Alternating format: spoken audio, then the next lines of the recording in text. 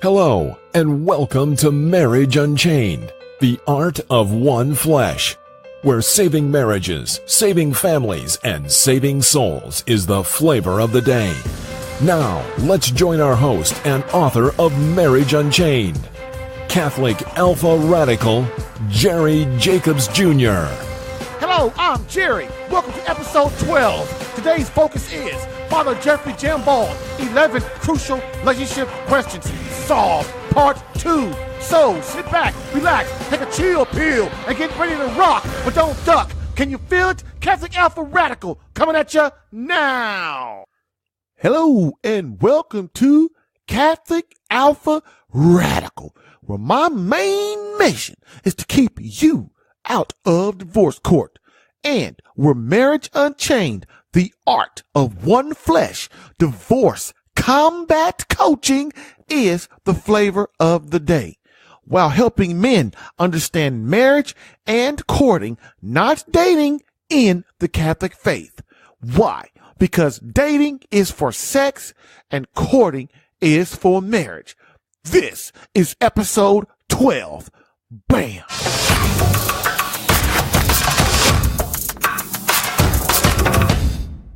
Now it's time for the quote of the day.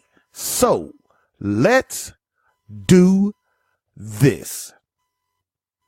Quote, that nations, hearts, and homes may learn that love does not so much mean to give oneself to another, as for both lovers to give themselves to that passionless passion which is God. End quote. Venerable Archbishop Fulton J. Sheen, 3 to get married.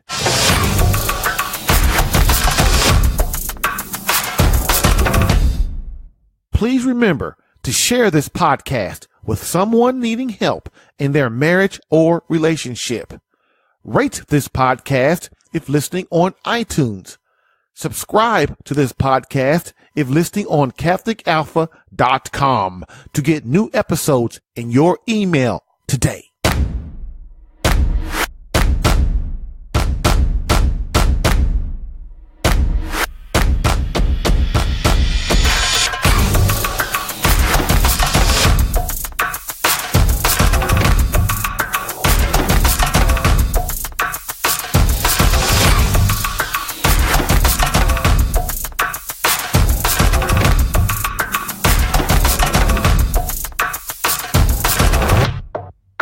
Now it's time for our next segment, Catholic Alpha's Radical Rant of the Day.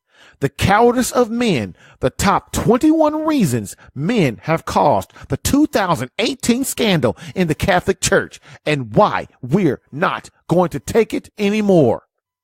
But before I start, as usual, this will be a 21 episode series, one per show. We are now up to number 12. Also, understand that the infiltration by the Catholic Church with homosexuality and radical feminism, plus the watering down of the faith and the stripping away of the Latin Mass, was planned in order to, 1, destroy the morality of those within the Church, priests and laity, and is not the teaching of the Catholic faith. Why was this done? 1, to destroy the American family. 2, to destroy our morality and to destroy our patriotism in order that we become susceptible to communism and its ideas. If you want more on this, please refer back to episode number 2, where I discuss more about how communism was trying to infiltrate our country and how well it kind of has, and how we have decided that we are not going to take it, and how it's time for us to begin fighting back as men. Also, many people, because of these kind of things, the scandal and things like that, they want to leave the Catholic Church. And I'm here to tell you that is ignorance. That's a mistake. You don't leave Christ.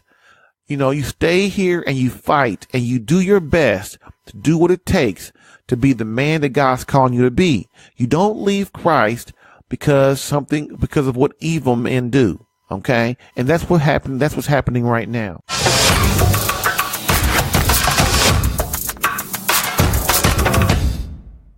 So let's get started with number 12 of the top 21 reasons that men are responsible for the 2018 crisis in the Catholic Church. But first, let's review our first 11. So number 1, which was the first Catholic alpha radical, was the refusal of men to accept our role as men.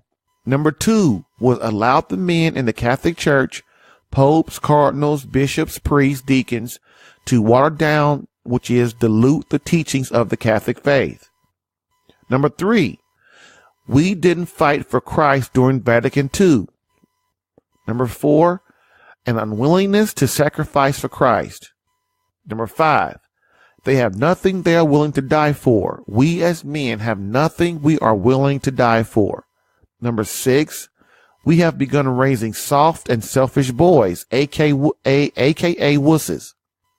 Number 7, we don't understand our mission and purpose as men, which is to protect, defend, and serve God, marriage, our wives, children, society at large.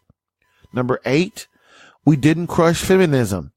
Number 9, we didn't crush the Protestant revolt. Number 10, we didn't crush contraception, aka birth control. And number 11, we didn't crush abortion. So, before each number, I will read a quote directly from the document containing Archbishop Carlo Maria Vigano's testimony, so that you as a man can understand the gravity of this situation and move to destroy and speak out against it in our government, in our environment, our marriage, your family, your work, and society at large. We must begin to speak about this stuff and understand how it works, understand our faith, what's happened, why this is happening. Why is morality declining in our society? Why has it declined? To be honest. So it's important that we understand that we can no longer accept the, how should I say it, the demoralizing of the laity, of the people of Christ's children in the Catholic Church. We as men, we have to take back control and understand no longer can we accept the low standards that we're given. Okay. So that's why I want you to understand. That's why I'm reading this, like a lot of the testimony of the, of what's going on in this, in Archbishop Vigano's testimony, so that you can hear it for yourself. Matter of fact, in the show notes, I want you to go and read it so that you can know for yourself. Read, it's 11 pages. Plus there's another document. It's 2 of them. I think now my wife told me it's 3. So Archbishop Vigano is really letting it all hang out, and he's being a hero, because right now today we do need somebody as men that we can follow, somebody that we can look to lead us. And it took a leader in the faith to really get down to business, to really grind it out, and to decide that he's going to take it. He's not going to be selfish. He's going to be himself, and he's going to stand up and be the man and have courage. Okay. And this is what we have to start doing. Stop worrying about what everybody else is thinking. Matter of fact, today I was listening to this other podcast where this dude was on there, and he's a black Catholic, and he was talking about how, when we speak out, like in podcasts and blogs, and or just, in our jobs or in our families or whatever, that we have to stop worrying about what everybody thinks, that we have a voice. And the voice doesn't have to be as strong as like mine, because I'm very passionate about what I do. It could be a low voice, as much as, not letting people speak out against the truth. Let people speak out against the truth and to uphold the truth, and we must, and he was saying that we have to, not worry about what people think, because people are going to be who they are. They're influenced by demons. They're influenced by their own agenda. They're influenced by their own ego and their pride. And what we need to do as men is we have to bring out the truth of Christ. And that's the real truth. Okay. I also place, like I always say, the link to the original document in the show notes. And so what I want to do now is read the next quote in show number 12. Quote, this is about Cardinal McCarrick and Archbishop Maria Vigano and what he's saying about McCarrick and the things he's done. Quote, it is absolutely unthinkable that Nunzio Sambi, who was an extremely responsible person, loyal, direct, and explicit in his way of being, a true son of Romagana, did not speak to him about it. In any case, I myself brought up the subject with Cardinal Wuerl on several occasions, and I certainly didn't need to go into detail because it was immediately clear to me that he was fully aware of it.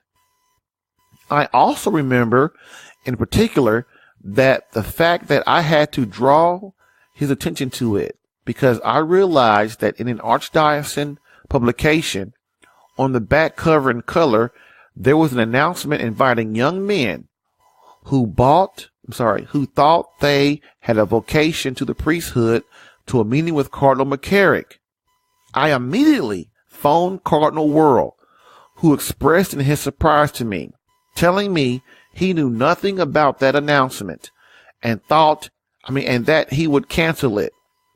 If, as he now continues to state, he knew nothing of the abuses committed by McCarrick and the reason taken by Pope Benedict, how can his answer be explained? His recent statements that he knew nothing about it, even though at first he cunningly referred to compensation for the two victims, are absolutely laughable. The Cardinal lies shamelessly and prevails upon his Chancellor, Monsignor Antoncelli, to lie as well. End quote. Now look, this man is really, as I keep saying, he's putting himself out there. He's giving you detail by detail, story by story, meeting by meeting, letter by letter. He's giving you detailed stories of accurate documents of what he's kept on a diary. I'm sure it's a diary somewhere. And what we have to realize is that, honestly, I'm kind of thinking this man's telling the truth.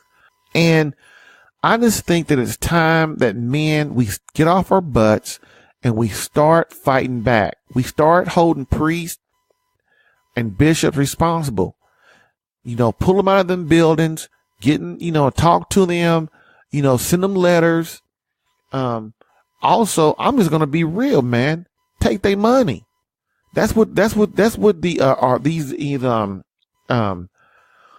attorney generals are doing. They're taking their money. And that's the only way, it used to be you would look at bishops and stuff and cardinals and the Pope as politicians, but they're acting like politicians. So you treat them like politicians. And how you defeat politicians? One, you get them out of office. Well, you can't make a Pope resign. You can't make a cardinal resign or a bishop. Okay. It's too much. They have the power. That's the way Christ set it up. So that's the way it is. Okay. Number two, what do? If you can't take their power, you do what? You take their money. And we can do that. But it's going to take all of us to work together. And I'm not trying to be vengeful. I'm not trying to be mean, or I'm not trying to be obedient to God. What I'm trying to say is when people start taking advantage of us people that love Christ, that are the laity, that are trying to do right by God, there are only a few ways you can fight back and to get them to start listening. And the only way you get them to start listening is these dudes is you got to take their money. And I didn't like it at first, but I'm starting to come around, and I'm sorry, man. I give money to the church every month.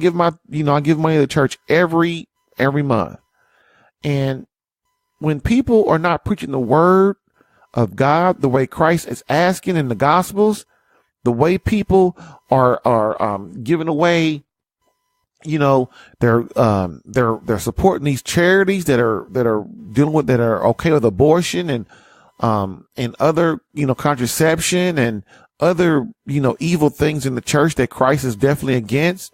We as men have to, start fighting back and taking away their trinkets. And what are their trinkets? Money and power.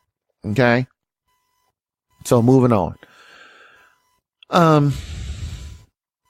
why would men cover this up? Well, they cover it up because they lost their faith and they have lost their trust in God the Father. And that's why, Cardinal World covered it up. That's why a lot of these cardinals and bishops cover stuff up. I don't really think that these men are I'm not going to say bad men, because they kind of are. If you're not, they kind of are bad men, but I think they really believe that what they're doing is right. But the problem is they're not, because they're not praying. They're not getting guidance from the Lord. And when you stop seeking guidance from God, you start doing what? You start doing your own thing. And you start doing your own thing, you are flawed. Okay? And I just feel sorry for the church, man. I just really do. And it hurts me, man. And I'm not the only one, and like today, like my wife told me a couple of days ago, one of our friends,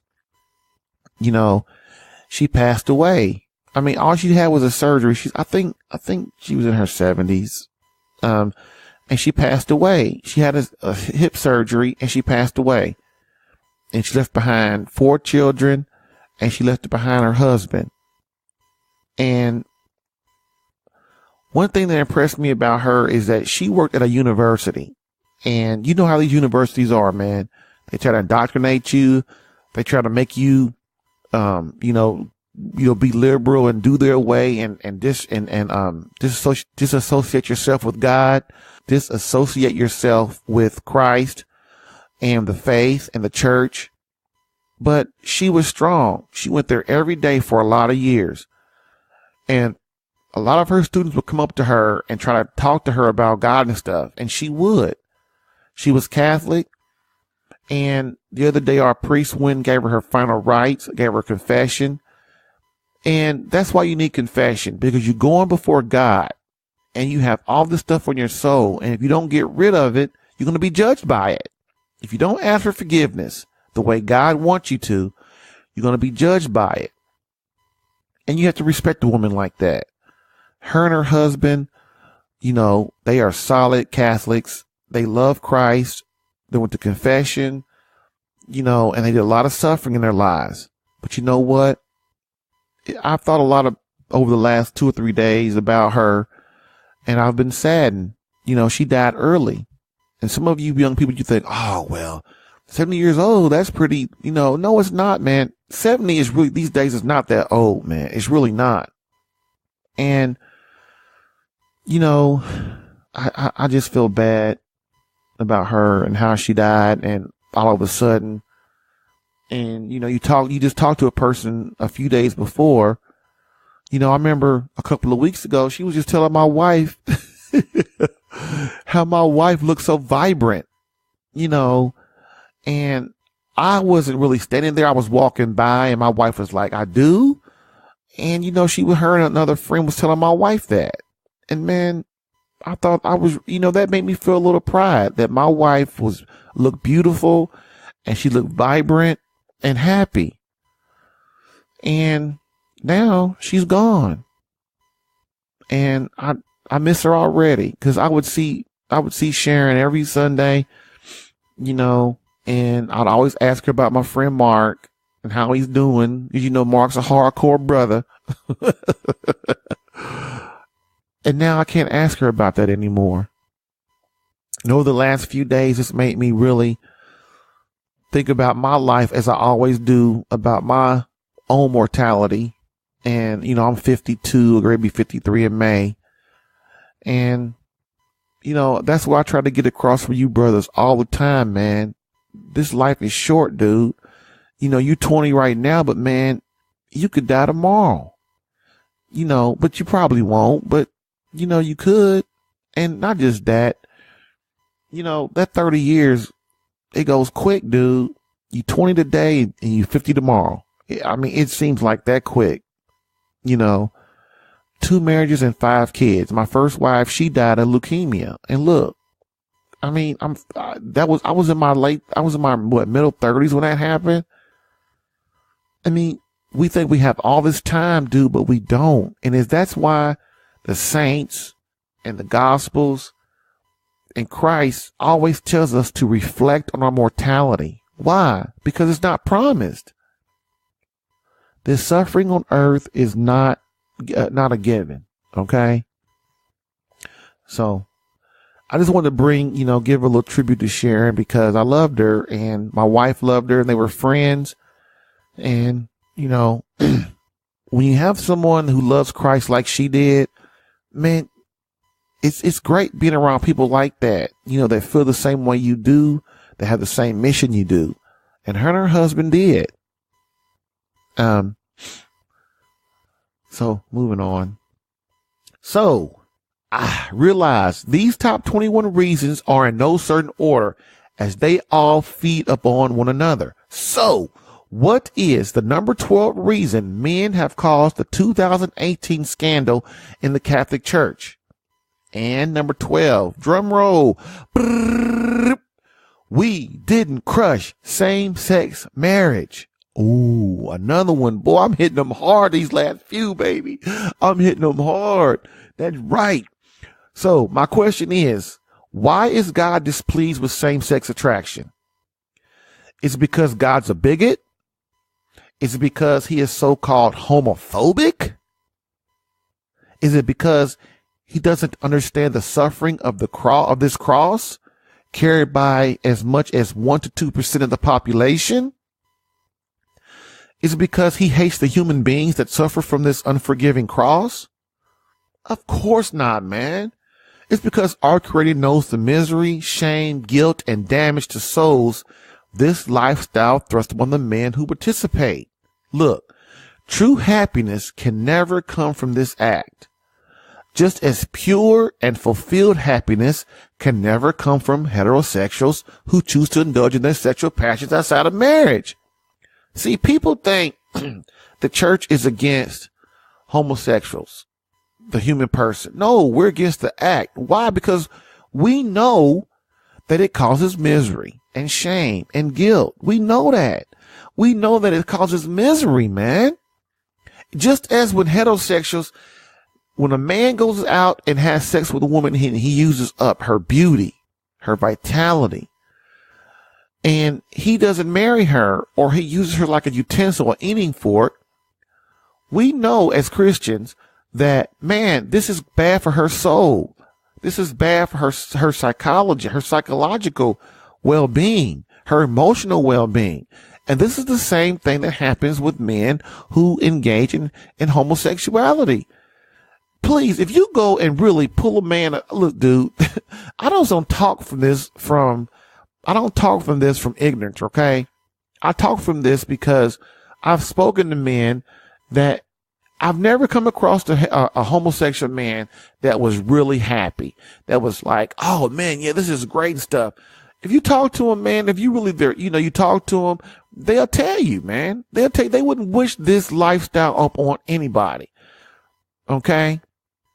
Why? Because they know it's not good for the soul. They know that. But what do? Everybody, just like black people who hold their race above their faith in Christ. Okay. I'm black before I'm a Christian. What does that do? That leads to nowhere. Everybody's race is against me. I'm the victim, but it's a no-win situation, dude. It's a no-win situation. Everybody toes the line, but the line gets cut. Okay. And it's time that we start standing up and telling the truth. Everybody in this country, and I've been to other countries too. And they're the same in somewhat, but, I'm mainly in America. I've been in America for, most of my life. And I'm going to tell you what, man, we all perpetrators, dude. We all act like we so happy and everything's so great. We watch television and these movies and everything tries to tell us how happy they are. In these movies, everybody's so happy and they feel so good. And we all, and deep down, we know it's a lie. We really do, man. We know it's a lie. Nobody's happy. Nobody's fulfilled. Why? Because of egotism. Egoism, I'll say, because of selfishness. We can't survive in our marriages. We can't survive in our regular relationship as a boyfriend and girlfriend. We can't get along with our kids. Our kids hate us.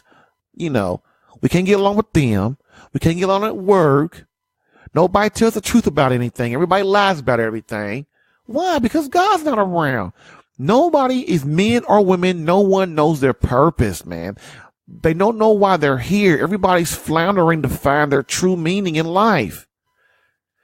And so this is the problem we have. And that's why homosexuals are miserable. They ain't gonna tell you that, but they are. Why?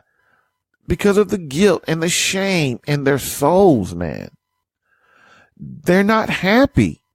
You know, it's a miserable life, dude. That's why they tried so hard for same-sex marriage, because they thought that if I can get married, that'll make me feel better. That'll make me feel part of the crowd. But it didn't, did it? No, it didn't. You know, just like when women have sex outside of marriage with men that they're not married to, they think it's going to make them feel better, but it don't. They end up feeling used. They end up feeling abused. They end up feeling like they're not loved, like they're not cherished, like they should be, like they're not on pedestals. Because men that have sex outside of marriage with women don't really love them. They pretend to love them. They think they do, but they really don't. Why? They're not protecting the women. Okay? And just like men who engage in homosexual acts, is not that the church hates you or doesn't want anything to do with you. It's that we understand what you're doing. We understand how you feel. We understand that you're looking for love. You've been damaged in your life. You've been damaged from your father or your mother, or you've been taken advantage of, or you've been abused. You've been turned out. We call in the hood. You've been turned out. Look, man, I know all about it, dude. You know, I know how it is. You know, but what do? You try to find happiness in things that you can't. You try to find happiness on this earth, which this earth is your heart, like Archbishop Fulton J. Sheen says, your heart is made for the infinite. And who is the infinite? The infinite is God, brother. The infinite is God. And you can't, that's why this earth, you cannot find complete, total, fulfilling happiness and joy on this earth. Why? Because God holds something back from you, from us, from all of us. Because if he didn't, we would think that everything that we experience is all there is, but there isn't. That's why no one is completely happy. We're all perpetrating. Okay. So just as pure and fulfilled happiness can never come from heterosexuals who choose to indulge in their sexual passion outside of marriage, the main issue with same-sex attraction is that it disrupts creation, just as abortion and contraception do. Look, in my research, it seems that God only really intervenes in our sex lives when it interferes with our participation in the divine creation, which is a great gift from him. Sure, there are exceptions, but when it comes to the furthering of the human person, there is not much compromise. Why is this? Well, for one, if every man on the planet decided he wanted to be same-sex attracted, procreation would basically cease in its proper fashion.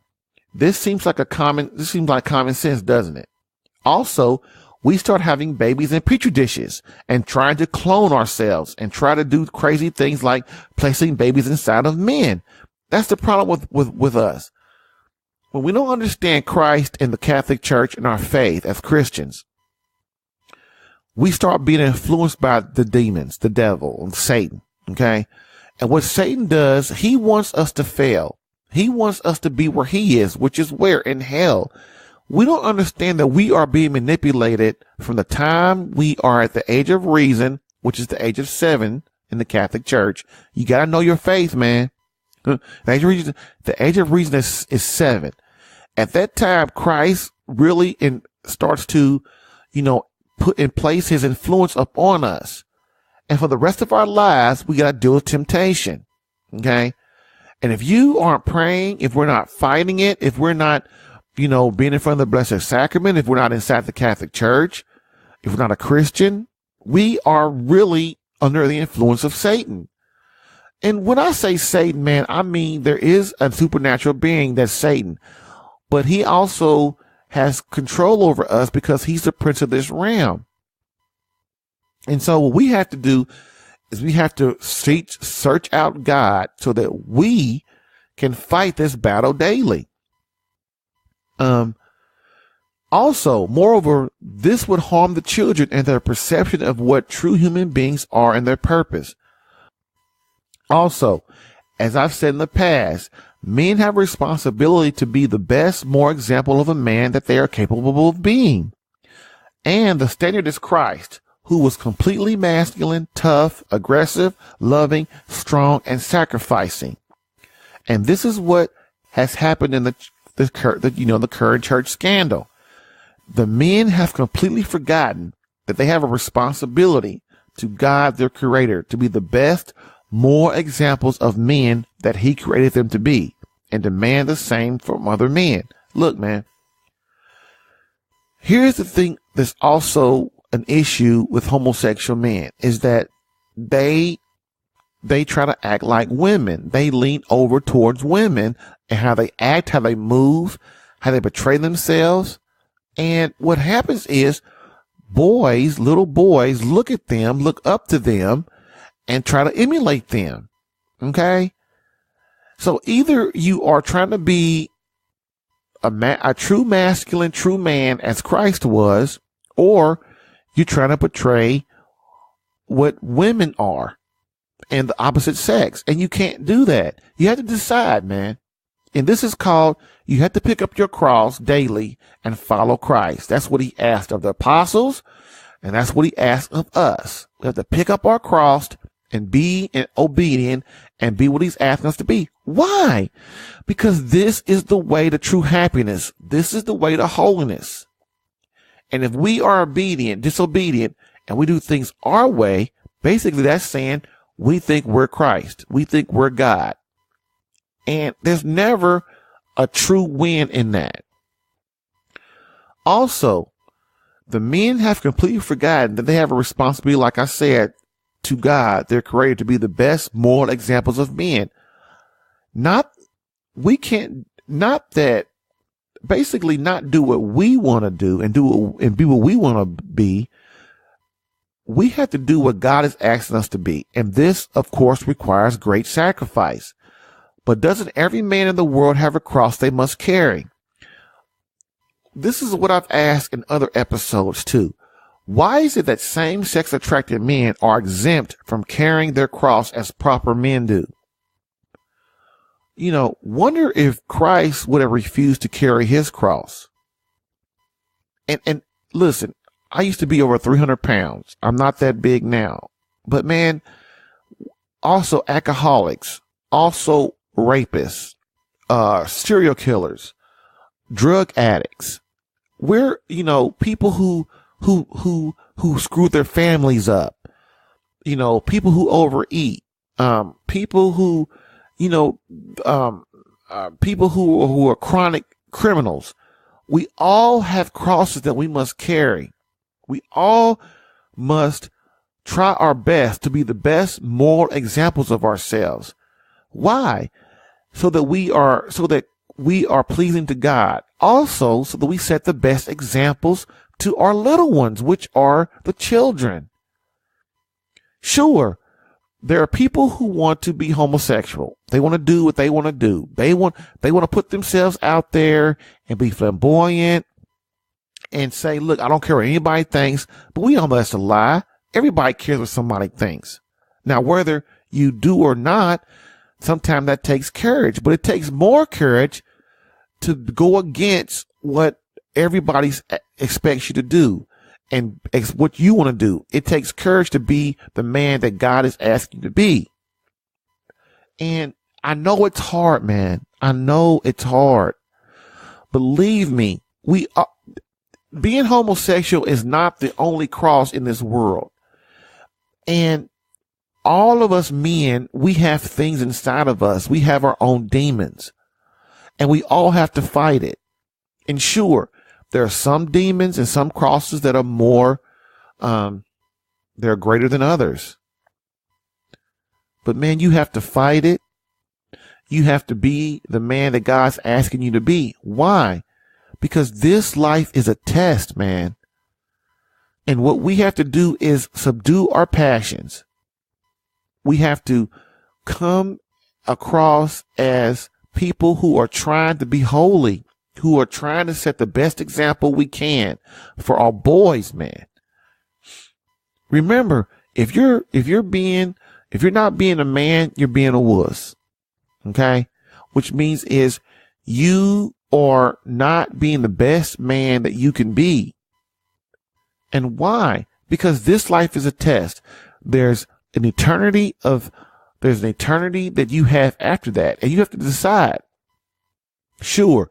You have to decide you want to go to hell or you want to go to heaven. And man, there is the truth, man. There is the thing that those things are real. And what we have to understand is we are men, and our job as men is to fight and battle every day against our passions, to control our emotions, to control ourselves. Okay? And that's all I'm going to say. So, like I said, wonder if Christ would have refused to carry his cross. Where would we now be? Right now, the church is in crisis. It's been in crisis for the last 50 or 60 years, since the 50s and 60s. And what have men done? We've sat by with our hands crossed in the pews, and we don't fight for nothing. We sit back and allow people to do whatever. We say we're not going to judge anybody. That is the most bull crap ever I've heard. You have to judge the acts of people. You judge a serial killer, don't you? You judge a rapist, don't you? You judge somebody that abuses a little boy, don't you? You have to judge the acts of men. We have to. Otherwise, the world would be in chaos, which is halfway there now. And if Christ hadn't came and died for us, and he was God, and he decided to come down and give himself totally and sacrifice himself for us lowly creatures. Wonder if he hadn't done that. Just think how worse it would be right now. So, what do you think? What do you think? Send your questions to radicalquestions@catholicalpha.com. Send your questions or comments or show ideas to radicalquestions@catholicalpha.com.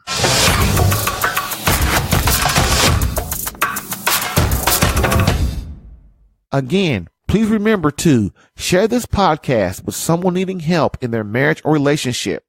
Rate this podcast if listening on iTunes. Subscribe to this podcast if listening on CatholicAlpha.com to get new episodes in your email today.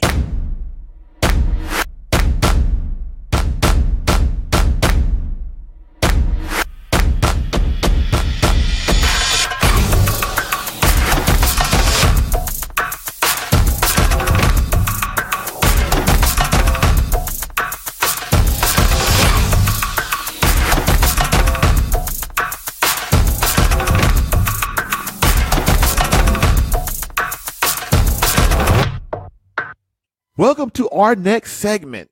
Our next segment is Warrior Stories.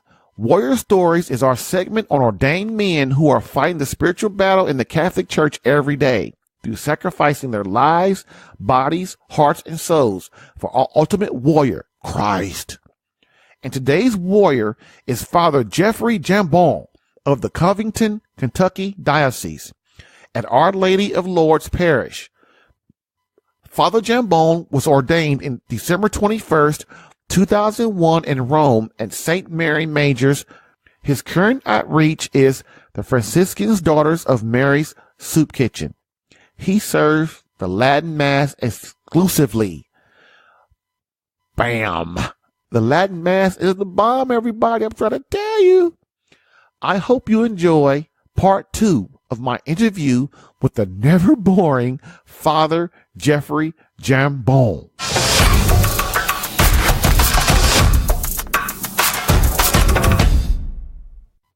In your experience with speaking with married men and dealing in marriage, what do you see are the top problems in marriage? Yes, the first thing I see is women nagging. That's the first curse of problem. the curse of Eve, right? So they have to stop nagging their husbands. And then the second problem is that the men do not love their wives. They need to be loved. So you see, most men think that when I bring the wife or to be bride up the aisle, I got her in a bag, she's done. Stick a fork in her, right? Yeah.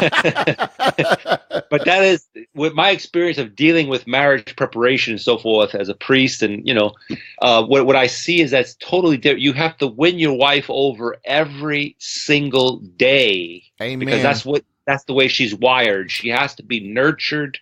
She has to be reaffirmed. Yes. And most men just forget about their wives. Or they just ignore them or whatever, and that's why problems get off. So it's a mutual thing. So first thing, the women, look, I asked that the women come tell me they're crying. Oh, my husband doesn't pay attention to me. My husband this, my husband that. They have a lot of problems. And I said, well, I asked, do you nag? And most of them will say, yeah, a little bit. Now, there's a reason for me saying not to nag. So the woman, when she dedicates herself, even though she has to bite her lip and she has to kind of bite the dust and build her husband up, no matter what, just build her. Now, there to be some moments where she'll have to in private tell him this or that. Sometimes she has to speak her mind, and that'll be good. There's moments where you have to speak your mind. Right. But in a general, especially when you have public ears listening, she has to build him up, especially around the children, around her friends. Yes. Build him up. And you'll be amazed because, you see, the way God wires us is that she's made to receive love, manifestations of love, while the man, he can forego love. He doesn't have to be loved. He's not out there to be loved. He's out there to be respected. Amen. Because he has the spirit of competition around his being. He has to provide for his family. He has to be the provider and the protector. So he's in constant realm of in that respect. When he's respected by his woman, this brings the most chivalrous manifestations out of him, and he comes out and he will in turn, even though subconsciously he will be serving his woman, his wife, and actually making her would be loved. And that's when the relationship gels. There's a great harmony and unity between the two. Now you will always have some sort of an argument, some sort of a whatever. That's because we're just human beings, and there'll be a little failings in these two things.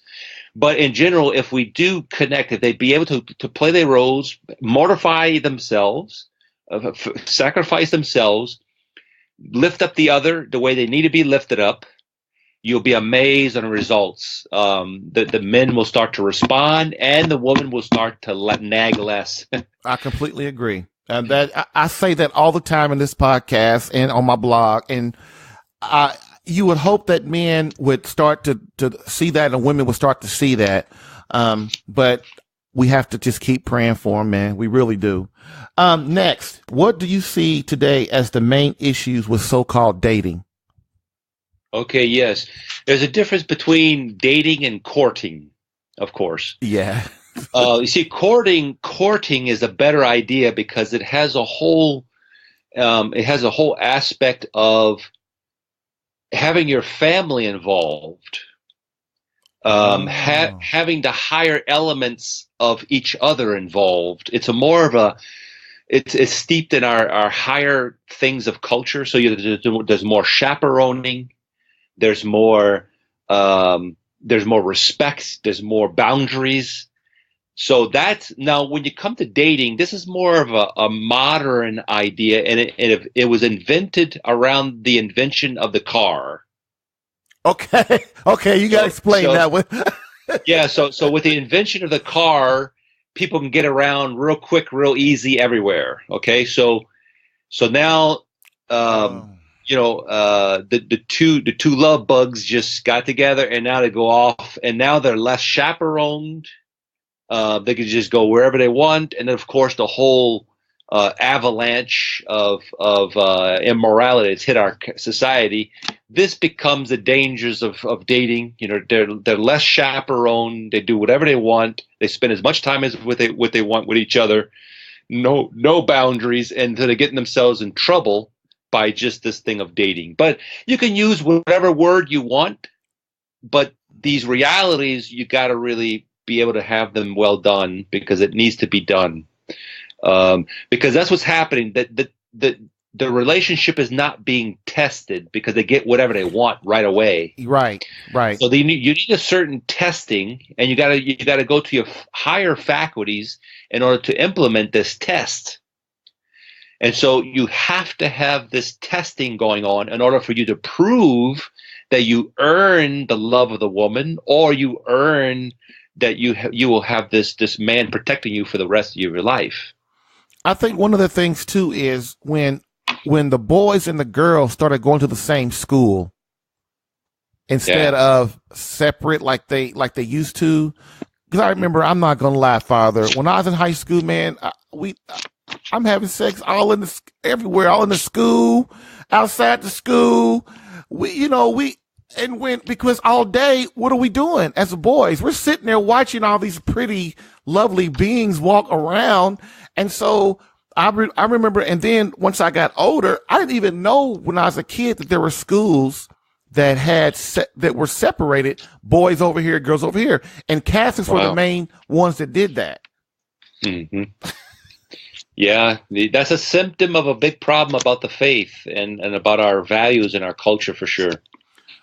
So you did explain. So what are the main ways for a man and woman to be successful at courting? You kind of touched on it a little bit, but I want you to go a little bit more in depth. Because go ahead. Well, look, the thing, in order to help them be successful, they have to have, right out of the gate, they have to have these boundaries where, for example, first of all, don't live together before getting married. Shack up. Yeah, you can't shack up. So that's a big no-no. If you do that, that's like an impediment to your marriage. No priest should allow them to be shacked up together unless it's 6 months before. They have to be at least abstaining and separate for 6 months before the actual marriage, for sure. So he has to train them in that. He has to demand that from them. What does shacking up do to the woman? Well, it treats her like an object, for sure. Now, many of them say, well, Father, we love each other, so we have to try this out. But look, just look at the logic. If you have no commitment doing that, so what happens? You have no problem with that. Now, once you try to make this commitment before the altar, you've already proven that you are unfaithful to the rules of nature and to our faith to begin with. So why not? You can be just going up against the rules later on if you're going to do it already beforehand. So that's the kind of a little idea. Another thing is that the young man should have a tremendous sense of respect. I usually try to tell the boys when I give talks to them, treat all women as if they were daughters of the most blessed Virgin Mary. Oh. And so when there are true daughters of the Blessed Virgin Mary, you're obviously not going to be going around messing around, forcing them, being disrespectful to them. And I usually try to tell the kids, look, okay, things are changing with the girls because it looks like they want this type of behavior upon themselves, right? But I don't know. But in just a natural sense, especially if there's a good girl there, she will respect a lot more. She would actually fall deeper in love with the young man if the young man is showing signs of respect and it's not just manifestations of respect, because sometimes they can kind of fake that in order to please them, but a sincere, genuine, chivalrous respect. And usually the girls thrive on that. They flourish with that type of thing in their commitment to the young man.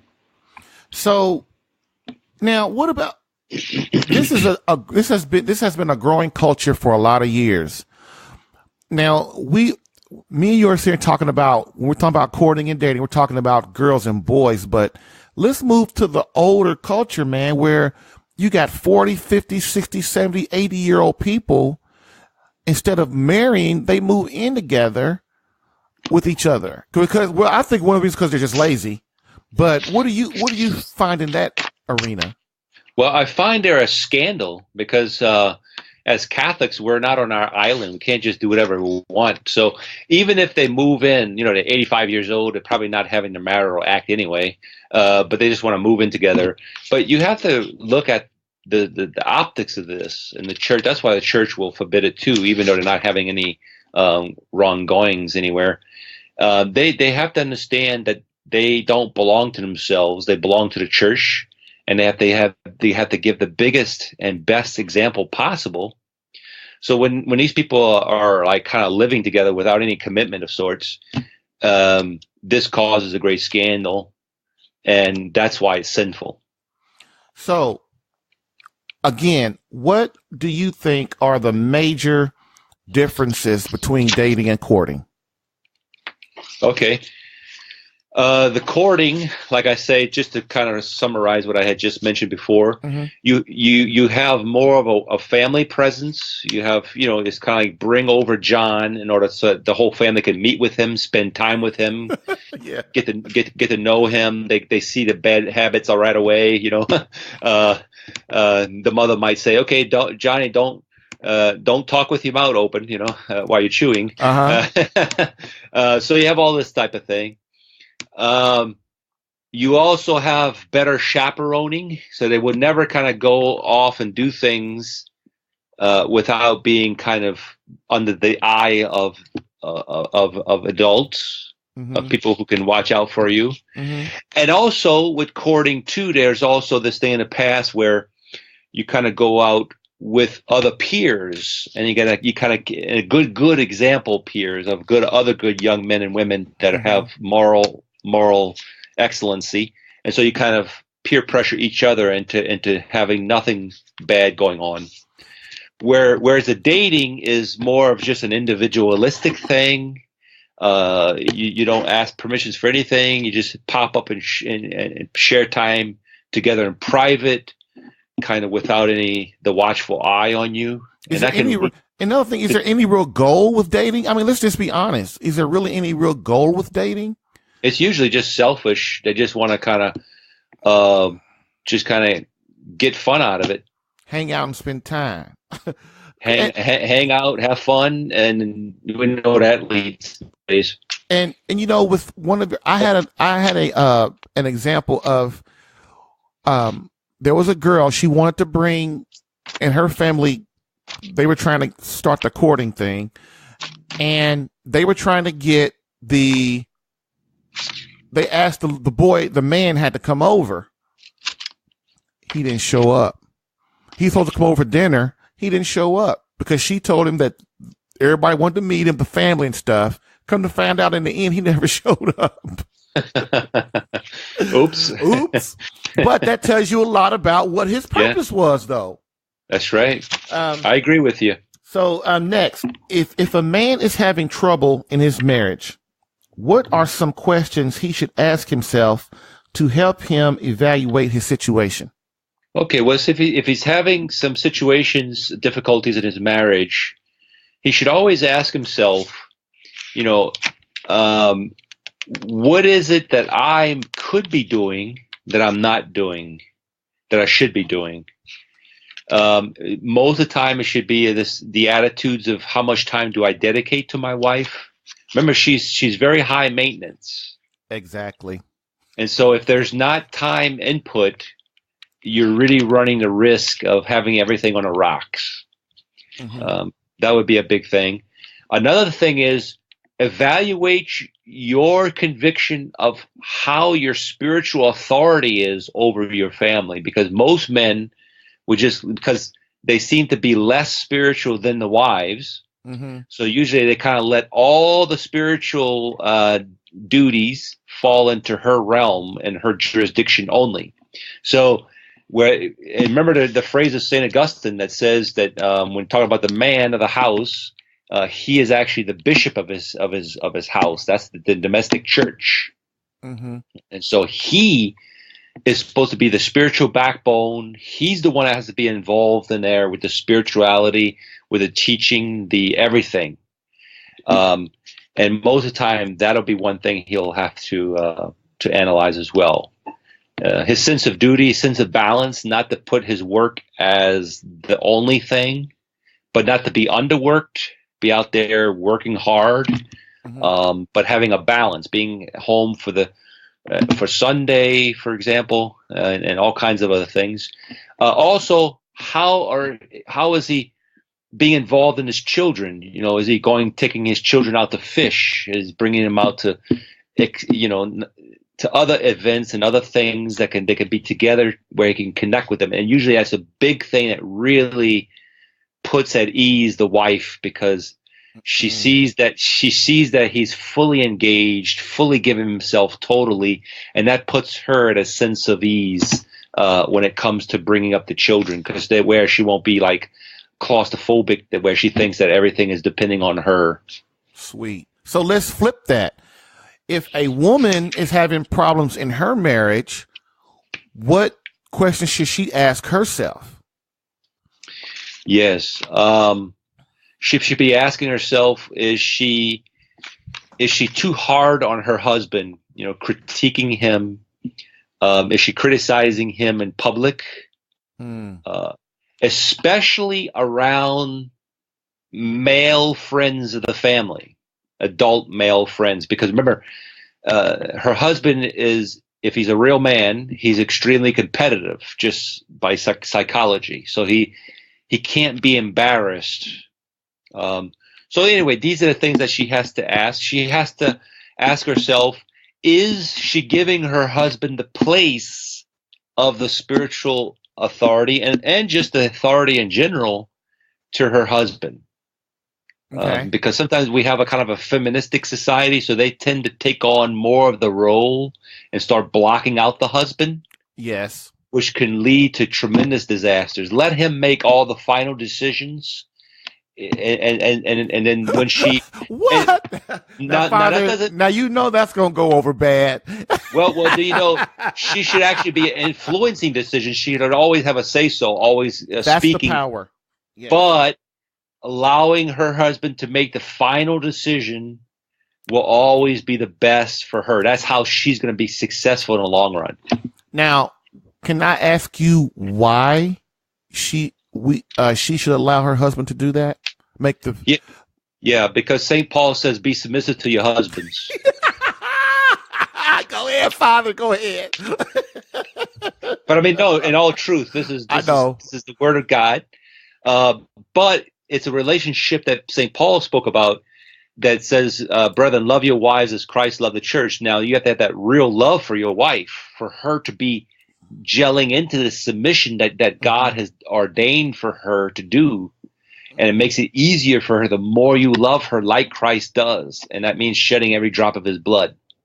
Well, and then go ahead. Yeah. Well, and then she should be the bride, bride of Christ. And so therefore her husband is the visible manifestation of that.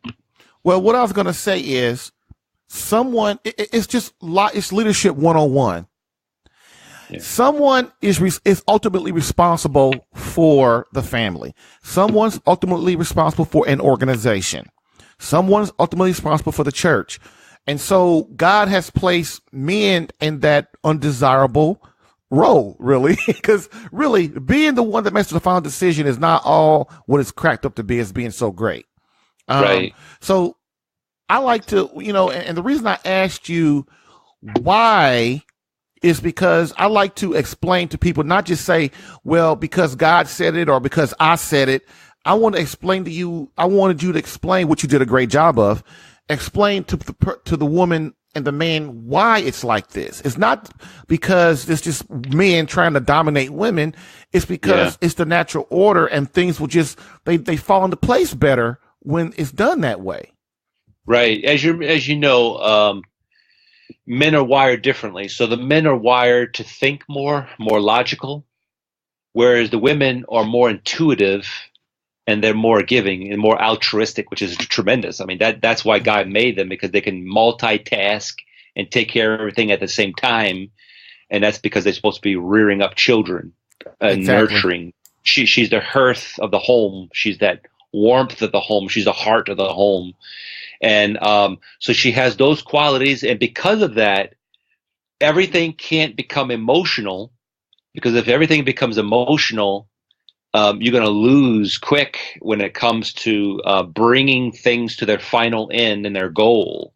Mm-hmm. And that's why that's why God wired him more logical, and he has to work through like his reason more, because he will have that awesome responsibility to kind of calm down those emotions, those sentiments, those wishful thinkings and all this stuff, and actually bring the family to some sort of a goal. So it won't be just all determining some woman's emotions, because she might be off the track real quick. It doesn't mean that she's unintelligent. She could be even more intelligent than her husband. But that's the way God designed it, because there's a certain protecting that needs to go on in order for her to reach her goals, and for the family in general to reach its goals. And it's not just physical goals, but it's also anthropological goals, spiritual goals, metaphysical goals, philosophical, theological goals.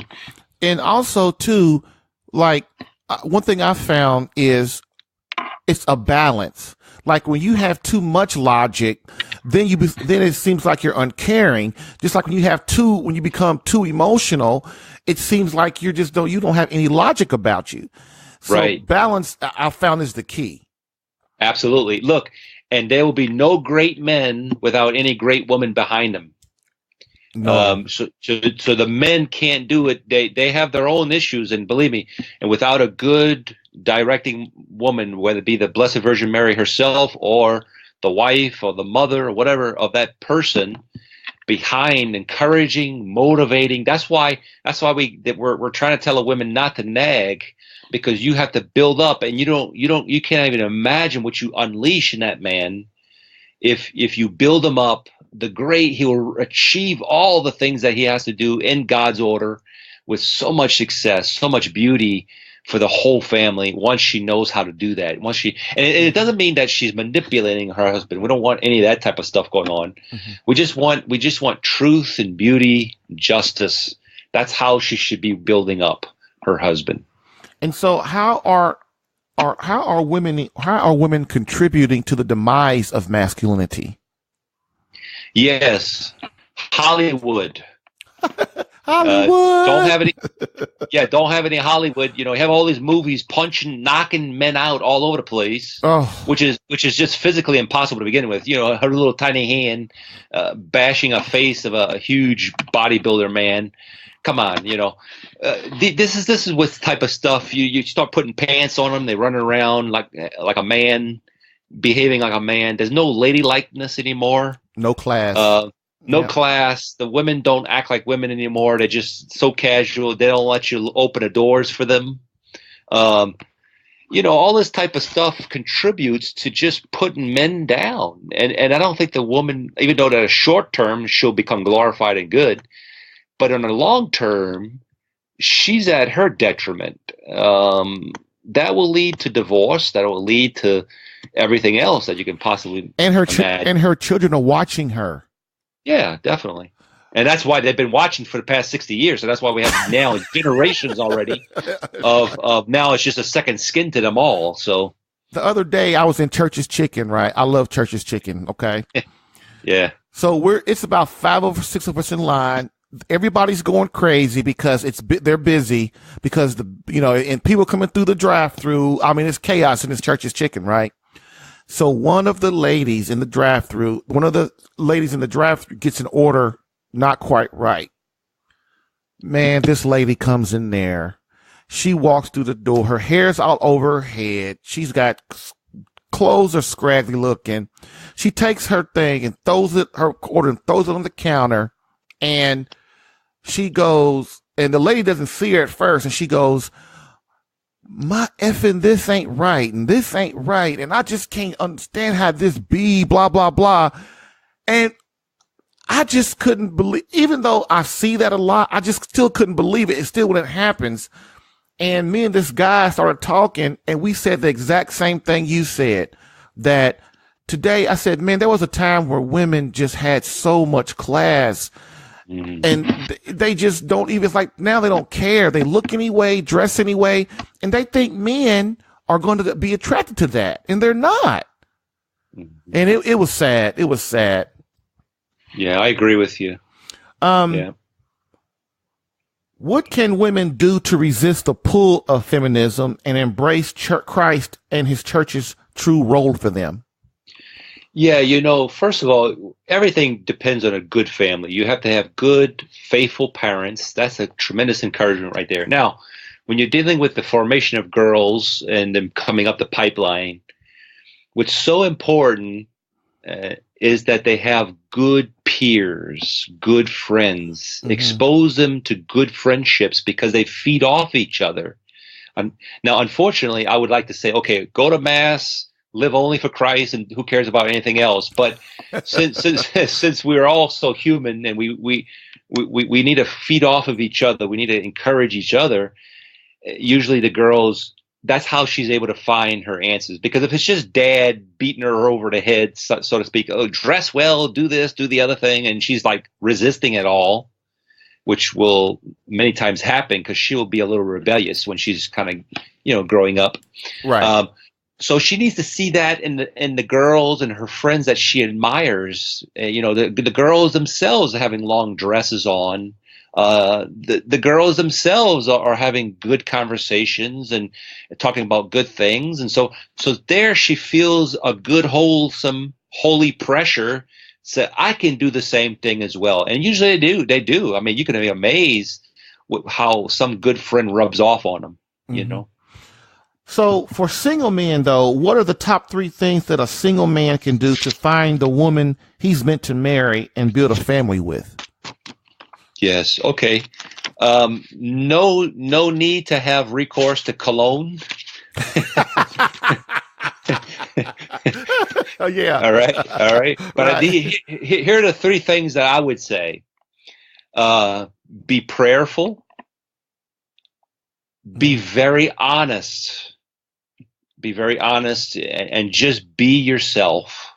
Okay. But and the best way possible that that you've been taught by your good parents. There's no need to put on airs, no need to deceive, no need to manipulate, no need to just be who like those 3 things. Okay. Great.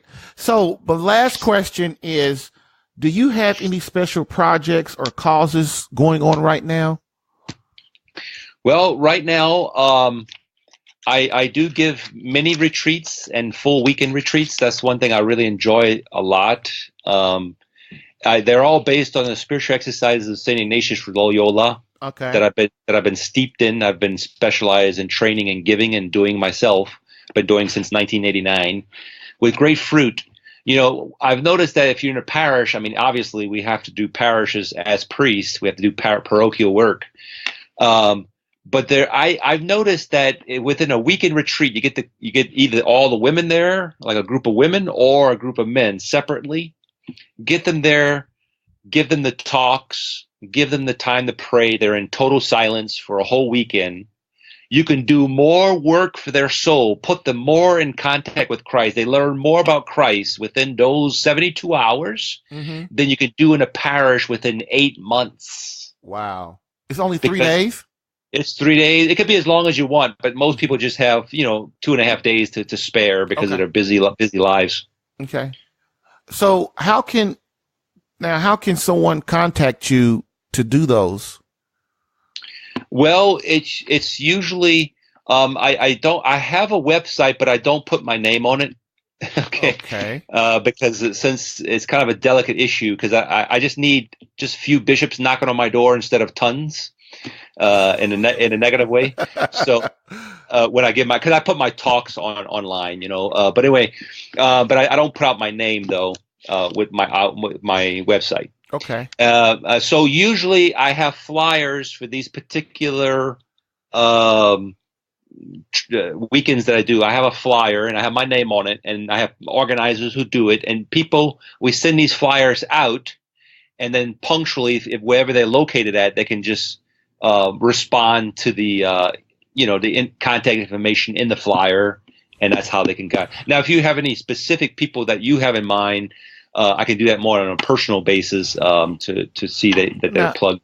Father, you disappoint me because I've heard about these great retreats you have, and I mean, what about if we develop like an email or something that, because I want to put it in the show notes where people can contact you and say, we're thinking about doing a retreat. Yeah, and the email is no problem. I can give you my email. You can put that out there. Yes, what is that? Let me give you my email for that. It's FR, okay. And then it's J, A as in apple, M as in money, B as in boy, O, N as in Nancy, L as in Larry, M as in money, A as in apple, S as in Sam, S as in Sam, at gmail.com. People, that's my generic email. People can send me if they are interested in that. That's no problem. So that's you do women retreats and men retreats? Yes. Now, it kind of depends on what my assignments are and so forth like that. Sometimes some years there's more prolific. Sometimes it's less. It just depends on what my current assignments are. But I do forecast me doing some this next year in 2019. Okay, Father, I'm glad because I heard those retreats are the bomb. I don't know about that. It's all guys doing. So I want to thank you for coming on today. Our little hour is up. It went quick after the first 20 minutes of us trying to set up our Skype. Yes, sir. Thank you very much, Father. And I'm going to have you on periodically so we can answer some more of these spiritual direction questions. And other than that, have a nice day. Have a great week. And I know you're going to retreat again next week. And may God be with you. Yeah. Do you want me to give you a blessing to close? Oh, please do, Father. Yes. Benedictio Dei omnipotentis Patris et Filii et Spiritus Sancti descendit sobre vos et te manet semper. Amen. Amen. All right. God bless you. God bless you too, Father. Bye. Bye.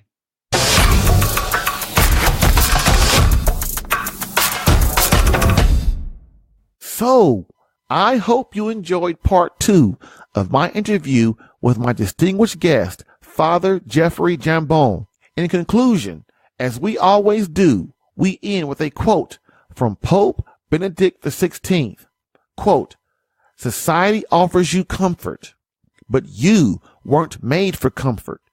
You were made for greatness. So go forth, Christian soldier. The spiritual fight is up on you.